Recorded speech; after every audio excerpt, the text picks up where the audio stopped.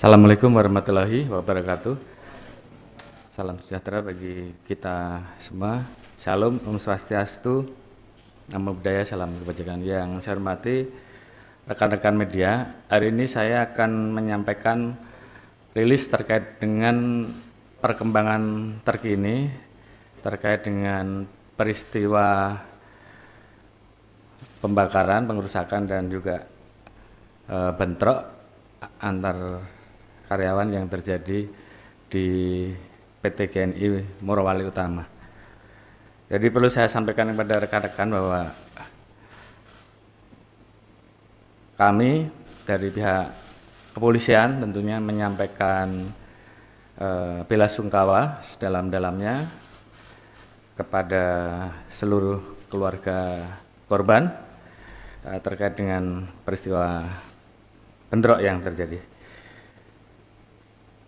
Bentrokan yang terjadi di perusahaan smelter GNI ini dipicu karena adanya provokasi yang muncul karena ada ajakan mogok kerja dan ada beberapa peristiwa yang terkait dengan masalah industrial yang saat itu sedang dirundingkan, dan kemudian muncul viral seolah-olah telah terjadi pemukulan oleh TKA terhadap TKI, sehingga inilah yang kemudian memunculkan pengaruh provokasi dan kemudian mengakibatkan terjadinya penyerangan. Saat ini kegiatan terkait dengan peristiwa tersebut sudah bisa diatasi oleh kepolisian. Beberapa pelaku pengerusakan saat ini sudah diamankan, kurang lebih ada 71 yang telah diamankan dan 17 orang saat ini sudah ditetapkan sebagai tersangka. Dan saat ini personel pengamanan baik dari TNI dan Polri sampai dengan saat ini telah diturunkan kurang lebih 548 orang dan akan kita tambah lagi dengan 2 SSK Brimob dari pusat. Berdasarkan info terakhir bahwa perusahaan smelter GNI akan memulai kegiatan operasionalnya kembali besok pagi. Oleh karena itu tentunya ini saya himbau kepada seluruh masyarakat, juga seluruh karyawan untuk tidak mudah terprovokasi dengan isu-isu yang belum tentu jelas kebenarannya, kemudian terkait dengan masalah-masalah hubungan industrial yang bisa diselesaikan secara aturan undang-undang. Tentunya tahapan itu silahkan untuk dijalankan, dan tentunya kita semua keamanan akan mengawal proses tersebut sehingga semuanya dapat berjalan dengan baik. Dan tentunya kepolisian akan menindak tegas terhadap pelaku-pelaku pengerusakan, terhadap pelaku-pelaku anarkis, sehingga ke depan kita harapkan hal-hal seperti ini tidak terulang kembali, dan tentunya kepolisian bersama-sama dengan rekan-rekan dari TNI siap untuk menjaga, mengawal dan mengamankan program-program yang menjadi kebijakan pemerintah, termasuk di dalamnya adalah program yang terkait dengan investasi. Saya kira itu yang bisa saya sampaikan, dan terima kasih atas perhatian dari rekan-rekan dan tentunya Polri di backup oleh TNI siap untuk mengawalkan dan mengamankan agar situasi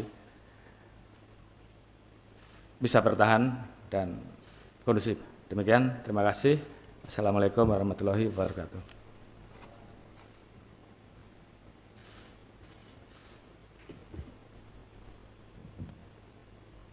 Izin Pak Kapolri bertanya, Fajar dari Tempo. Pertanyaan pertama, artinya informasi kalau WNA yang lebih dahulu menganiaya WNI itu apakah bisa dipastikan itu tidak benar, termasuk ada informasi penjarahan. Apakah penjarahan ini juga menyasar, katanya asrama putri dari karyawan itu, apakah juga menyasar asrama putri dari TKA atau dari TKI-nya gitu. Terus yang terakhir, tadi mungkin sempat bertemu dengan Presiden, kira-kira seperti apa arahan Presiden terkait dengan kasus Morwali ini? Terima kasih. Baik, terima kasih. Jadi peristiwa yang terjadi awalnya adalah ada ajakan mogok dari karyawan yang kemudian di situ menimbulkan pro dan kontra. Dan kemudian ada upaya pemaksaan sehingga kemudian disitulah ditolak dan kemudian diviralkan dan diprovokasi bahwa terjadi pemukulan dari TKA terhadap TKI. Mungkin perlu saya jelaskan kepada rekan-rekan juga bahwa di sana saat ini bekerja kurang lebih 1.300 TKA dengan kemampuan, jadi memiliki skill, dan ada 11.000 TKI yang juga bekerja di lokasi tersebut. Dan ke depan TKI akan bertambah menjadi 30.000. Jadi tentunya tugas TKA di situ selain tentunya menangani hal-hal yang memang bersifat sangat teknis, juga melakukan transfer knowledge terhadap TKI yang ada. Karena di situ juga kita lihat didirikan politeknik untuk melaksanakan atau memberikan transfer knowledge kepada TKI Indonesia. Jadi terkait dengan isu provokasi yang ada, ini saya luruskan bahwa peristiwa sebenarnya tidak seperti itu. Oke, terima kasih.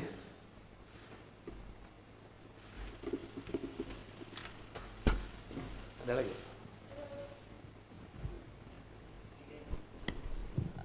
Ya Pak, Andira dari Situday. Tadi dari keterangan Pak Kapolri besok akan mulai beraktivitas kembali di pabriknya. Nah, parameternya seperti apa sih Pak dari kepolisian untuk menentukan kalau kapan di pabrik ini bisa dimulai lagi kegiatannya? Baik, sesudah jadi kejadian ini. Oke, terima kasih. Jadi keputusan untuk beroperasi kembali ini diputuskan oleh perusahaan setelah melihat bahwa dari sisi pengamanan yang kita siapkan semuanya mendukung untuk kegiatan tersebut bisa beroperasional kembali, dan saya kira ini juga menjadi bagian dari komitmen kami untuk memastikan bahwa operasional dari perusahaan, internal dari industri tersebut bisa berjalan, dan Polri dibantu TNI siap untuk mengawal dan mengamankan, karena ini juga tentunya berdampak kepada tenaga kerja Indonesia yang juga bekerja di situ, dan tentunya produk dari kegiatan smelter ini tentunya kan juga memiliki nilai tambah bagi negara, khususnya dalam hal penambahan devisa terkait dengan program hilirisasi industri. Oke, terima kasih. Cukup?